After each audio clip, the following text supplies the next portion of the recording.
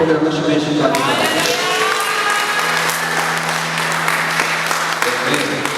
sawa neza kuzo munsi umunsi mwiza ubundi ku munsi wa gatatu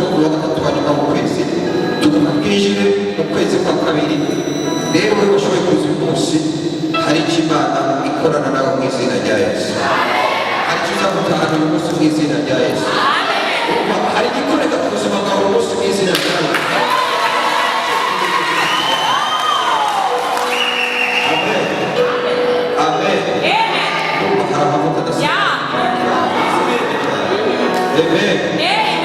Niba ari indwara wazanye niba ari ikibazo ntabwo uza kukirenganya n'ibisonga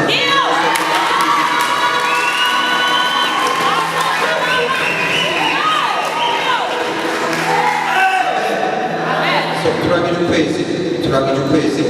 kwa mbere ukwezi kwa mbere muri n'ukwifura amen n'ukwifura n'ukwezi kwa Rubeni yari ifura mu bana ba Yakobo rero tugomba twinjiye mu kwezi kwa kabiri n'ukwezi kwa Simiyoni Yesu ashimwe cyane amen tugomba twinjiye mu kwezi kwa kabiri ukwezi kwa Simiyoni ubundi kwezi kwa kabiri ndamutangariza uzaba icyabona ku buzima bwawe mu izina rya uzaba icyabona ubundi icyabona ni iki ubutungane n'ubundi igihe wakoze ikintu ataka gusubirira ibintu aho byaba aho byakoreka genda yabyiboneye n'amaso yarabyumvise niyo bita icyabona amen murabona muri ibyabona bya Yehova murabona ibyabona bya Yehova ibyabona by'Imana Yesu ashimwe cyane amen biravuga ngo muzaba ibyabona byo gushikira ibintu ibyabona ku isi yose rero nawe ugiye kuba icyabona mu izina rya Yesu ugiye kuba icyabona cya Yehova mu izina rya Yesu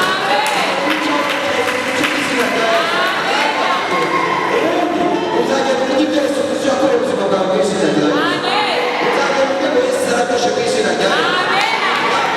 Yesu iki yazaba yakoreye ubuzima bwawe yazaba yaguhindurira amateka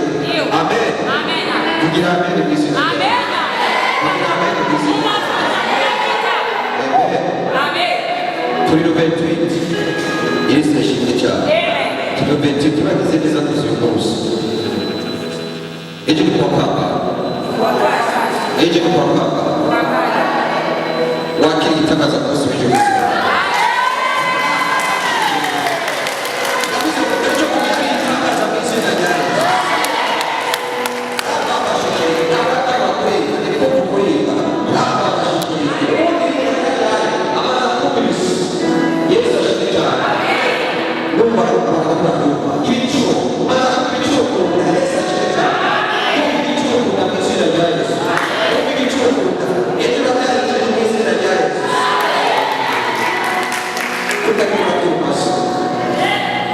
harimo nashize nawe ayikurikiranye kwa Mungu yari hano Yesu ashimwe cyane amen arayandikira message nari narapfiriye muri Pentecote ndiko nabivuga ko ari Pentecote sicyo kintu cyangwa kungana ni uze Pentecote kungana yo kungana ni ibintu mukamenya ndiko navuga ko ari gaya zida urenda rapfiriye ukubaza muri ubisi Yesu ashimwe tutakutangiza ibitaye lazima tutamenyeza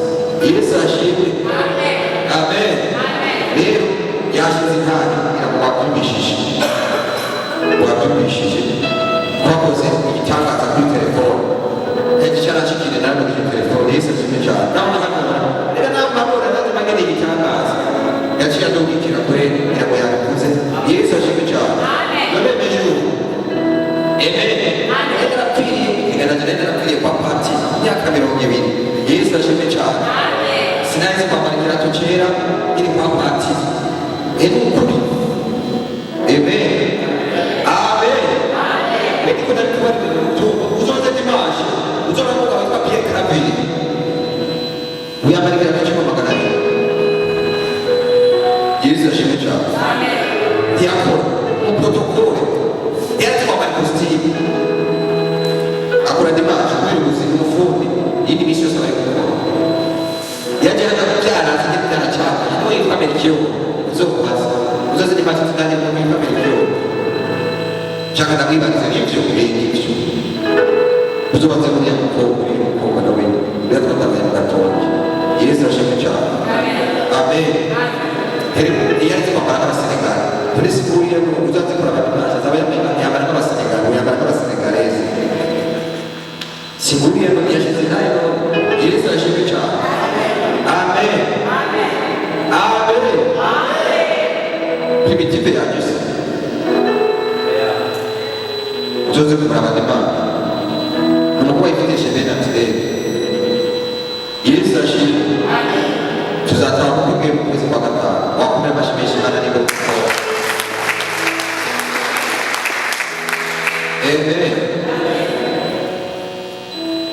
ni muremure uzoze muraba arasubye uburemure yesu ashimwe cyane imana ya bisi ntiraba uri mu bwoko ntaba uri muremure ntiyaba muri raba inzoga iragukorera mu izina rya yesu abazi ku bitire bazamura ukuboko n'imana bamuzi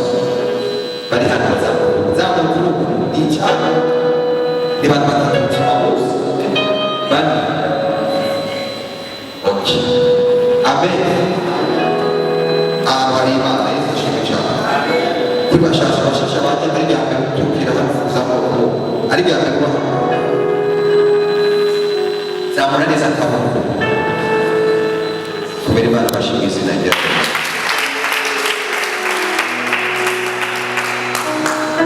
umva icyakuzanye urakibona mu izina rya yesu nimba ari umurozi bakuroze icyo wacurundira cyose ndagutangariza muragitahana mu izina rya yesu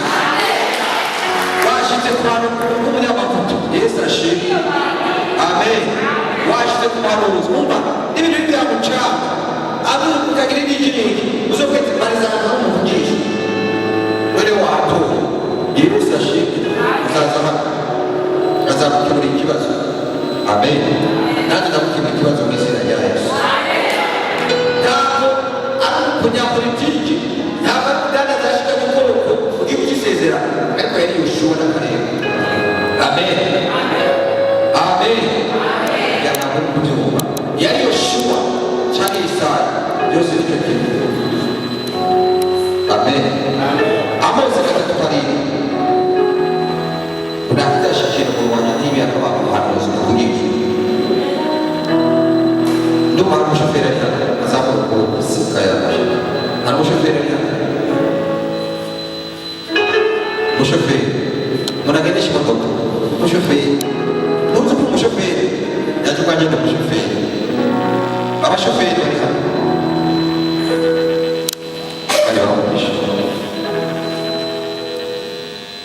Kuna waje kuweza washoferi wakiendesha kwenye kile kisaka cha mtu kama ndoka nimegusa anaweza kuzuka so abataje mutawazo ndio kwataje wali kuzuka rondera mafuta akagenda kayasiga ku mapine y'imodoka no kubijyana como ko bana yigiriza maxi jini subiyana na jini mauti zikunda kutera intuze zabyumva vuba muri ukwezi tugiye kugira twije kwa kabiri yari bizarika mu kwezi kwa kabiri tubyumvishije maxi bazakora ko maxi ndabya bana imodoka yacitse amafiri kugenda na byageze ku mukuru abantu bahimbaguritse n'amavuta n'amaraso uzabibona none ko bataje no kuri andi magesi zagenda kuri ikintu kugira kibi imana yakibuka kugira ngo tugikure amen umuti rero uko tuguhereza amavuta bagenda kuyasiga ku mapine no ku mpamvu zeye aferite icyuma cyawe kizaba kirinzwe bizacika amafure turasoma imigani 3:9 wubahisha uhoraho ibintu byawe no n'ubushobozi buteze byawe byose n'ibigega byawe bizokuzura byongerekana kandi n'amato yawe azosesekara imitobe ubundi ndikumva abantu bakeneye amafaranga nibyo amafaranga urayatana mu izina rya yesu ntugire ikibazo ariko mubona muri kwezi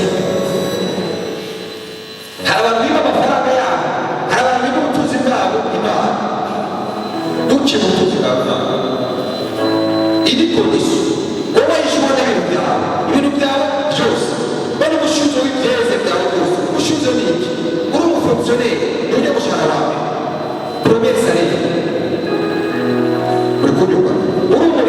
ibyo bintu bya mbere babyita umwaka ari ibintu kera babita umwaka nibyo wiga kubaza. Niyo mpamvu hano abasengera hano ushaka kuzabona amafaranga uku kwezi niba yo ibihumbi 500 uzaterura n'umugore uzamubwira ati amafaranga bayaranye muri uyu musingi wowe. Amen.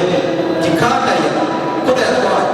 inyuma y'iminsi 60 uzotugishiriza inshuro 10 zakuzanira ifunze amafaranga amwe n'uko imigambi yawe ubari kugura abagabo kuriya abagore n'abana beza. Yesu yashimye cyane. Abazana itariki ko itariki imwe zibiri bakaba yageze kuri konti niba bari muri leta ari abanyapolitiki bahembwa itegeko